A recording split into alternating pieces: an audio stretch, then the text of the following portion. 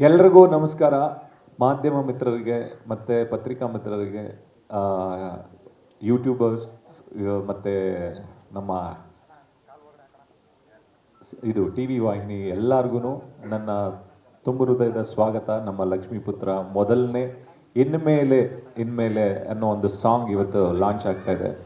ಇದಕ್ಕಿಂತ ಮುಂಚೆ ನಮ್ಮ ಲಕ್ಷ್ಮೀಪುತ್ರ ಚಿತ್ರದ್ದು ಒಂದೆರಡು ಮಾತಾಡ್ತೀನಿ. ಅಂದರೆ ಈ ಲಕ್ಷ್ಮೀಪುತ್ರ ಅಂತ ಟೈಟಲ್ ಇಡೋಕ್ಕಿಂತ ಮುಂಚೆ ಈ ಸಿನಿಮಾ ಕತೆ ಅಂತಂದ್ಬಿಟ್ಟು ಶುರುವಾಗಿದ್ದು ಒಂದು ಕಿಸ್ ಎಲ್ಲ ಮುಗಿದಿತ್ತು ನಂದು ಸಿನಿಮಾ. ಕರೋನಾ ಟೈಮಲ್ಲಿ ನಾನು ಒಂದ್ಸತಿ ಎಲ್ಲೋ ಒಂದು ಕಡೆ ಸೇರಿದ್ವಿ ಮನೆಯಲ್ಲಿ. ಕರೋನಾ ಆಗಿತ್ತು ಅವಾಗ.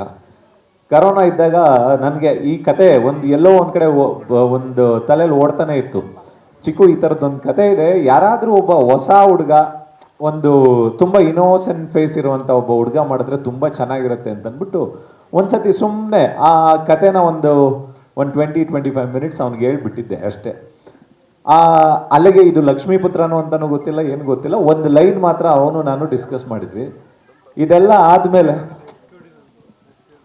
ಆದಮೇಲೆ ಒಂದು 4 ವರ್ಷ ಇದೆಲ್ಲ ಮುಗಿದಾದ್ಮೇಲೆ ಒಂದಿನ ಚಿಕ್ಕಣ್ಣ ಕಾಲ್ ಮಾಡಿಬಿಟ್ಟು, ಅಪ್ಪಾಜಿ ನೀವು ಒಂದ್ಸತಿ ಕರೋನಾ ಟೈಮಲ್ಲಿ ನೀವು ಸೇರಿದ್ದಾಗ ಒಂದು ಕತೆ ಹೇಳಿದ್ರಲ್ಲ, ಆ ಕತೆನ ನನಗೆ ಕೊಡಿ, ನಾನು ಸಿನಿಮಾ ಮಾಡ್ಬೇಕಂತ ಅಂದ್ಬಿಟ್ಟು.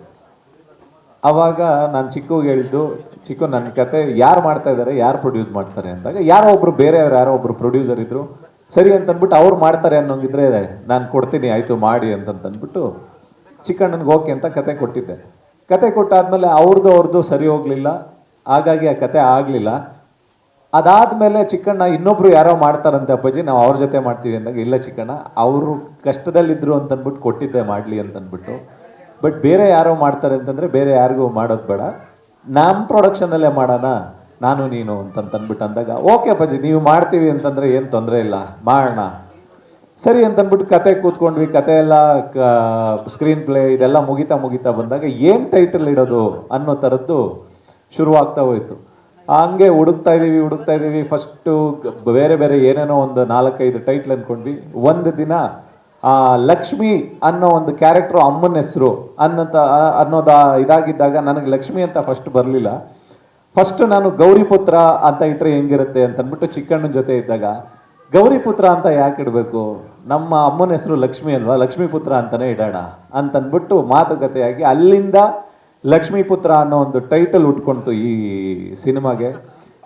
ಆ ಲಕ್ಷ್ಮೀಪುತ್ರ ಅಂತ ಇಟ್ಕೊಂಡಿದ್ದ ದಿನದಿಂದನೂ ಏನೋ ಗೊತ್ತಿಲ್ಲ ಲಕ್ಷ್ಮೀಪುತ್ರ ಅಂತ. ಬಟ್ ನಾನು ಈ ಸಿನಿಮಾ ಶುರು ಮಾಡಿದಾಗ ನನ್ನ ಬ್ಯಾಂಕಲ್ಲಿ ದುಡ್ಡಿರಲಿಲ್ಲ. ಚಿಕ್ಕಣ್ಣ ಹೆಂಗೆ ಮಾಡೋದು ಈ ಸಿನಿಮಾನ ಅಂತಂದ್ಬಿಟ್ಟು ಕೇಳಿದಾಗ, ಲಕ್ಷ್ಮೀಪುತ್ರ ಅಂತ ಹೆಸರಿಟ್ಟಿದ್ದೀವಿ, ಲಕ್ಷ್ಮಿ ನಮಗೆ ಬರ್ತಾಳೆ, ಕರ್ಕೊಂಡು ಹೋಗ್ತಾಳೆ, ಮಾಡ್ತಾರಣ ಅಂತಂದ್ಬಿಟ್ಟು ಶುರು ಮಾಡಿದಾಗ ಏನೋ ಗೊತ್ತಿಲ್ಲ ಶುರು ಮಾಡ್ಕೊಂಡ್ವಿ.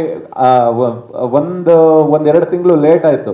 ಲೇಟ್ ಆದಾಗ ತುಂಬ ಕಷ್ಟ ಆಗ್ತಾಯಿದೆ, ಶೂಟಿಂಗ್ ಶುರು ಮಾಡೋಕ್ಕಾಗ್ತಾಯಿಲ್ಲ. ಮುಹೂರ್ತ ಎಲ್ಲ ಮಾಡಿದ್ವಿ. ಜನವರಿ 24 ಮುಹೂರ್ತ ಮಾಡಿದ್ವಿ.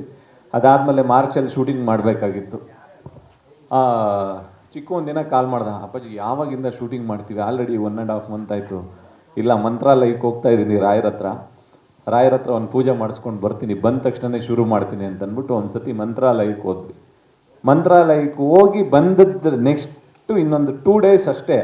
ಎಲ್ಲಿಂದ ಬಂತು ದುಡ್ಡು, ಹೇಗೆ ಬಂತು ಗೊತ್ತಿಲ್ಲ, ಬಟ್ ರಾಯರ ಕೃಪೆಯಿಂದ ಬಂತು. ಈ ಸಿನಿಮಾ ಶುರುವಾಯಿತು. ಇಲ್ಲಿವರೆಗೂ ಯಾವುದೇ ರೀತಿ ಒಂದು ದಿನನೂ ತೊಂದರೆ ಆಗದಂಗೆ ಅಷ್ಟು ಸುಲಲಿತವಾಗಿ ರಾಯರು ಇದನ್ನು ಕರ್ಕೊಂಡು ಬಂದು